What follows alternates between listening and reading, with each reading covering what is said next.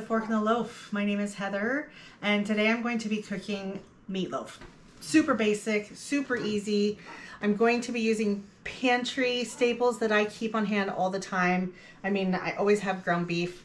I always have my onion soup mix. It's not Lipton, it's a homemade version that I have. I think I have a video on it.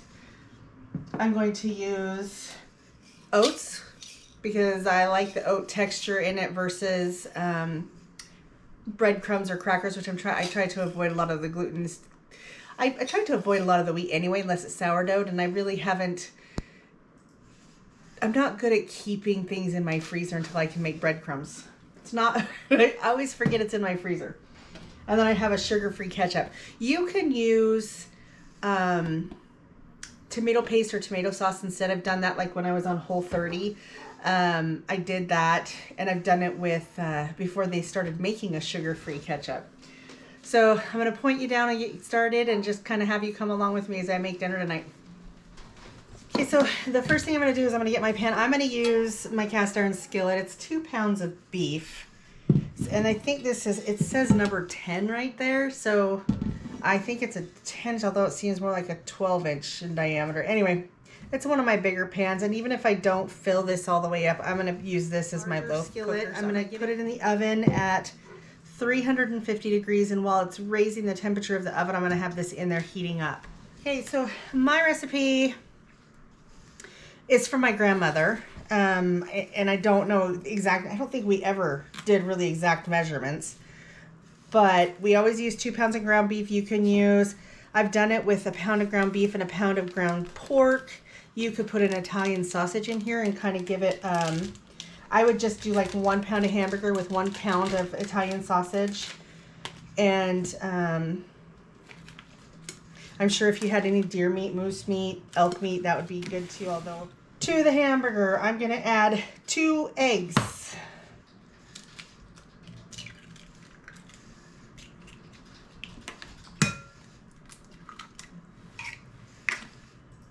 I'm going to add 2 tablespoons of onion soup mix.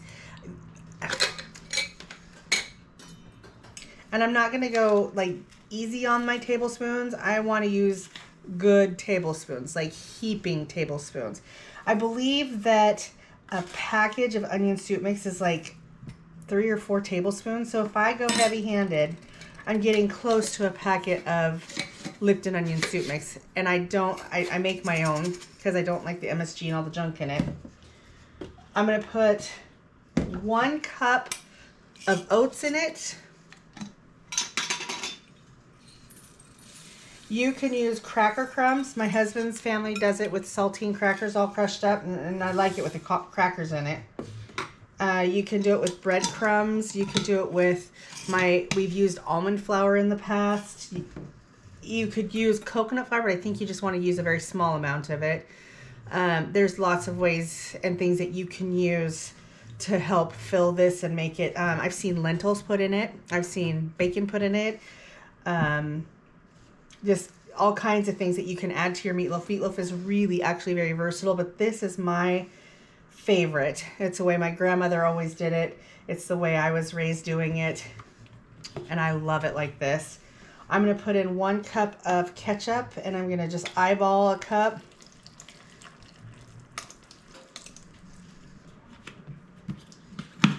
And I'm using a sugar-free ketchup just because I don't want all the sugars in it.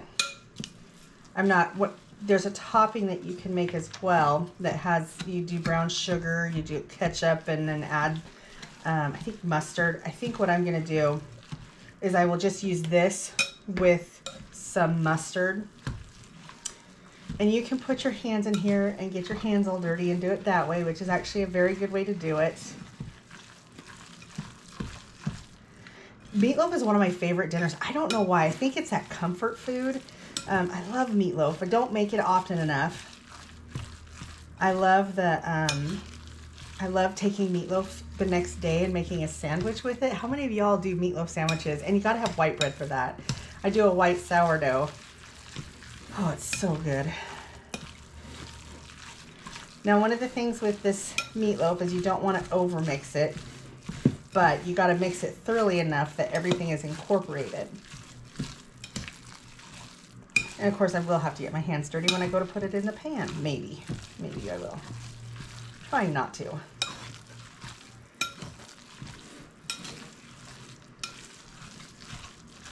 I have no idea where meatloaf originated. I'm sure it's been around since ground beef came around. And you know, it's not really a popular dish anymore. You can't really go to too many places anymore to find meatloaf. It's something you don't hear a lot of people saying, yeah, I had meatloaf for dinner last night. Back when I was a kid, that was like a common, maybe a more common dinner. It's just not so common anymore, but I love it. And that's pretty much it for the meatloaf, the bulk of it. I'm going to grab my pan out of the oven and we'll form it and kind of get it into the pan. I'll show you how I do that with a hot pan. So my pan is hot and I got to get my hands dirty. And I'm just going to take this. I'm going to try and get it all into a ball and kind of get it where it's all a little tighter together than the loose stuff that I just pulled out. Plop it right down. And I kind of want to do like a giant meat patty. You can put this in a loaf pan. You can bake it in a cake pan. I just love cooking a lot of my stuff in my cast iron. Use my cast iron for everything. Okay, so I'm going to go throw this in the oven for 45 minutes and I'll be back. So one of the things that I could have done with my pan is put some potatoes, you know, whatever kind of vegetables you like with your pot roast or with any of your meat roasts. You could totally do that. I'm going to kind of change. So I decided I've got this bag of these baby potatoes that I had. They need to get used up. And so I'm going to air fry these. And I'm going to just put in, I don't know, maybe about 1/4 cup of avocado oil. You can use any kind of oil you use. You could use coconut oil or butter and just toss them in something like that and it will still work. And then I'm just going to toss them to get them all kind of wet with the oil. And because I used this in the onion soup mix in the meatloaf, I'm going to stick with the same flavor profile. It will make a difference. It won't taste quite the same. It's so good on potatoes. It's like one of my favorite ways to do potatoes. And I'm just going to put about 1.5 tablespoons on there. It's really yummy.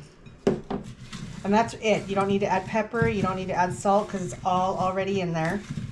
You're just going to toss it to kind of coat everything evenly with this oil and this delicious, I love onion soup mix.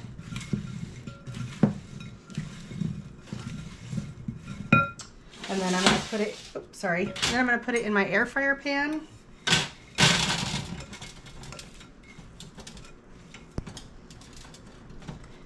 Make sure they're all evenly distributed. You don't want anybody sitting on top of the other person or the other potato.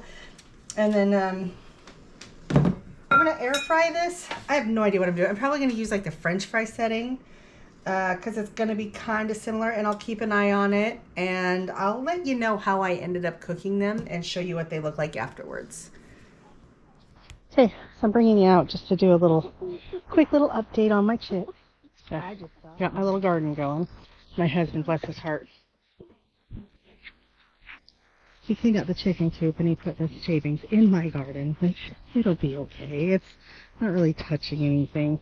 It could potentially do some damage. Like, see how that's turning yellow? Ignore the weeds. I've got to get out here and weed.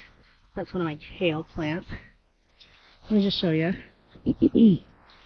I have 2 slicers here. There's some sort of German something or other, some sort of German tomato. And here we have a Japanese cucumber that looks like I need to do some work on, and I'm hoping that this isn't burning it up. I might have to get in here and pull some of this out, but it's got lots of flowers. This is a volunteer. This here is I can't remember what kind of tomato I planted there either. And I don't know what there's the lemon boy right here. This is the lemon boy. And it's got some fruit coming already. I need to get out here and stake this one up too. My zucchini is getting that powdery mildew. I've got some stuff for it, but I've got some zucchini coming. And this here's another Japanese cucumber. And I've already harvested several cucumbers off of it. Alright, then I have 6 kale. This is another zucchini. And then I have 4 mild jalapenos. And let this one looks like it's getting kind of burnt from this. This is our comfrey. Our comfrey just comes back every year bigger and better. This here is a German sweet potato squash. If you've never had German sweet potato squash, stay tuned. You'll see what it looks like. It's really good. It's like a dark red, super long, kind of like the size of one of those banana squash.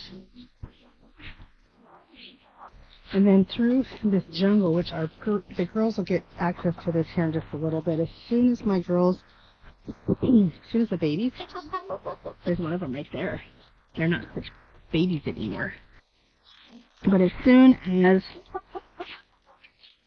they, look at how big they're, nasty water. Let's change that, girls. But they're getting pretty big.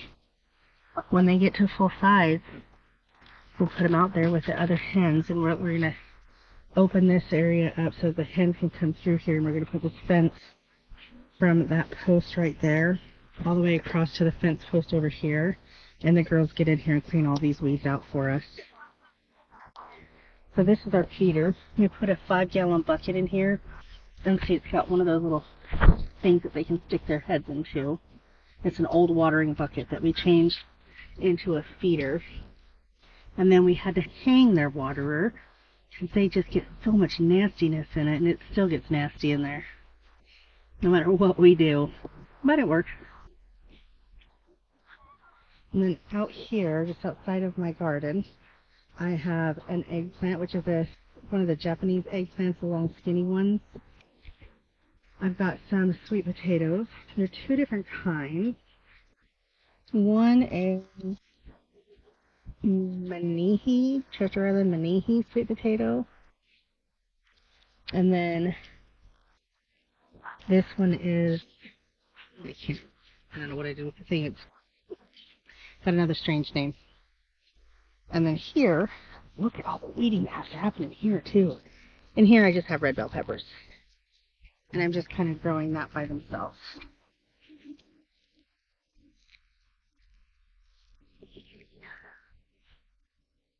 Crabgrass. Nasty stuff.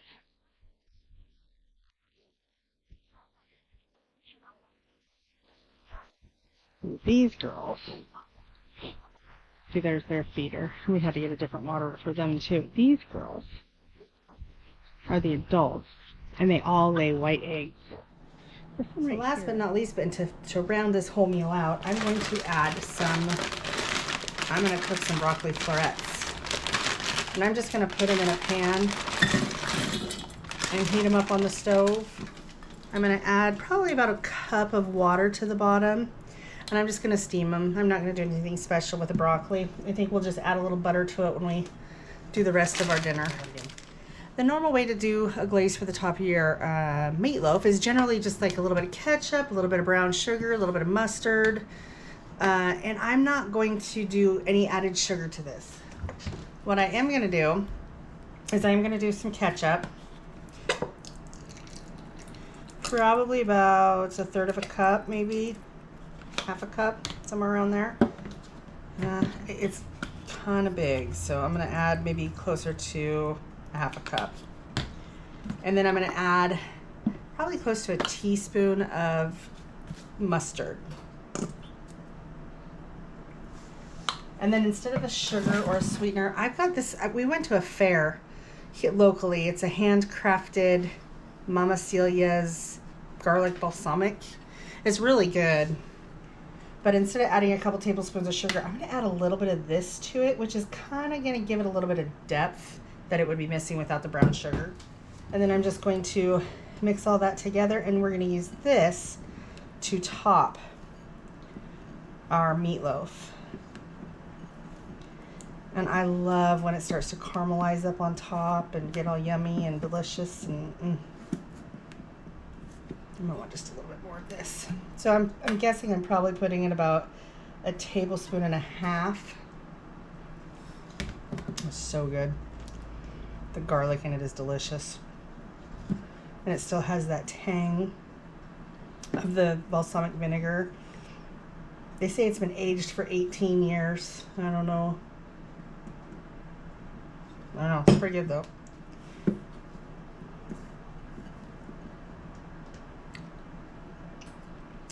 Okay, I'll show you when we pull that meatloaf out.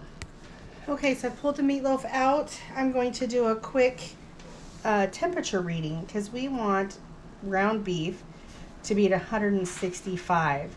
So currently it's at 155, 156, 157. So it's probably close to 160. And that's good because right now what we're going to do is we're going to top it with our glaze. Just kind of spread it out a little bit. I might have gotten just a little too much. I'm not sad.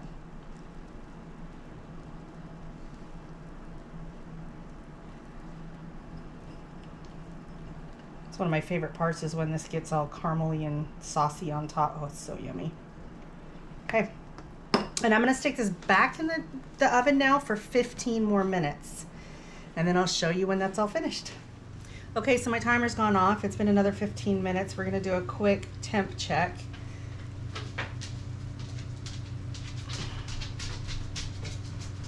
We're at 170, 171, we're good. Okay, so this is dinner tonight. The potatoes, I did the French fry on my air fryer, but I knocked it down to 400 instead of 450. And so it did about 10 minutes and I shook it and then I did 10 more minutes and they're kind of perfect. And then I just steamed up some broccoli. I'll drain it and we'll throw some butter on it on our plates and that's gonna be dinner. So I'm not gonna pie cut this or anything. I'm just gonna chop out a little piece of it. That might be a little big, but that'd be pretty for the sake of pictures, right? So I really like how the oatmeal makes the texture of this. I love oatmeal in my oatmeal in my oats. And then I'm gonna grab a few of these. And then I'll grab some of this. You know, they say for the proper plate, you should have half your plate be the vegetable. And I never, ever am able to do that. Especially with other people having to eat in only one bag of broccoli. I could have done 2 bags of broccoli. That would have been smart. And then I'll throw a little dollop of butter on there. And that, my friends, is dinner. I'm super excited. I actually took the time and made the meatloaf. So just to catch you up on a little bit, I have a new computer and I lost the editing program that I had before. So I'm trying out different ones. I've tried a Corel one or Coral one or something, and it's just mind-boggling. There's things that is happening in it that I don't understand. There's lots of tutorials. I don't have time to sit there and look at a bunch of tutorials, so I'm gonna try out another one. If you have any recommendations on a good, easy to use, not super high-tech editing program, would you just post that down in the links below or in the comments down below. If you like these kind of videos, hit subscribe, if you like these kind of videos, hit a thumbs up, subscribe if you haven't already, and share with your friends on social medias. And thanks for joining me on this adventure of a fork in the loaf.